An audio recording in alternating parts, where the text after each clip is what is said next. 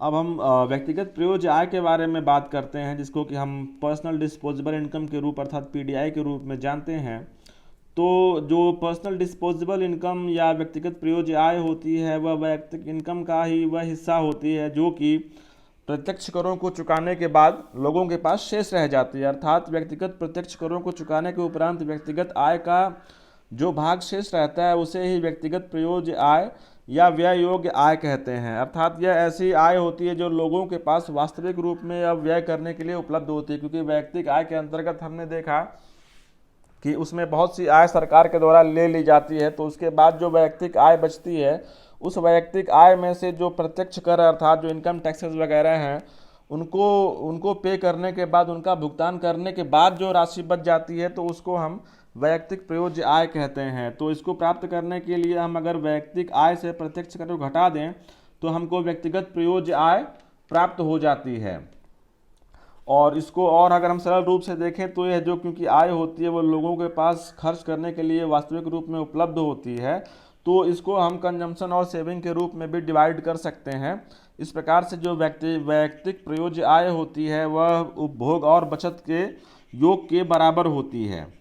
तो अब आइए इसके हम महत्व को समझते हैं कि जो वैयक्तिक प्रयोज्य आय की गणना के माध्यम से हम जो प्रत्यक्ष कर है उन प्रत्यक्ष करों के मुद्रा भार का ज्ञान प्राप्त कर सकते हैं। इसके अलावा बचत के अर्थशास्त्र में भी इस अवधारणा का बहुत महत्वपूर्ण योगदान है, क्योंकि इस अवधारणा के माध्यम से हमें राष्ट्रीय बचत का अनुमान हो जाता है। और जैसा कि हम जानते हैं कि जो राष्ट्रीय बचत होती है वही आर्थिक विकास का एक बहुत महत्वपूर्ण कारक होती है।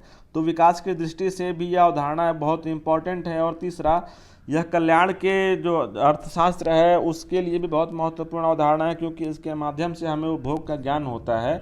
और जैसा कि हम जानते हैं कि उपभोग होता है वह कल्याण का सूचक होता है। तो इस प्रकार से हमें यह उपभोग के बारे में ज्ञान प्राप्त होता है।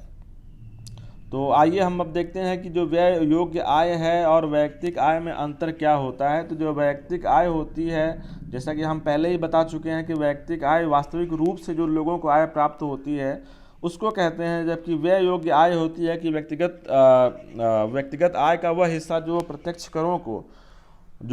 करों के भुगतान के बाद शेष बचा रहता है उसको हम व्यय योग्य आय कहते हैं। अब सबसे लास्ट में हम देखेंगे कि राष्ट्रीय प्रयोज्य आय क्या होती है, अर्थात नेशनल डिस्पोजेबल इनकम किसको कहते हैं। तो राष्ट्रीय प्रयोज्य आय से अभिप्राय किसी देश की बाजार कीमत पर शुद्ध आय से है जो उस देश को खर्च करने के लिए उपलब्ध होती है। अर्थात राष्ट्रीय प्रयोज्य आय को प्राप्त करने के लिए हम राष्ट्रीय आय में यदि शुद्ध अप्रत्यक्ष कर, जिसके बारे में हम पिछले क्लास में चर्चा कर चुके हैं, उसको जोड़ दें, इसके अलावा शेष विश्व से जो चालू हस्तांतरण होता है उसको भी जोड़ दें तो हमको राष्ट्रीय प्रयोज्य आय प्राप्त हो जाती है।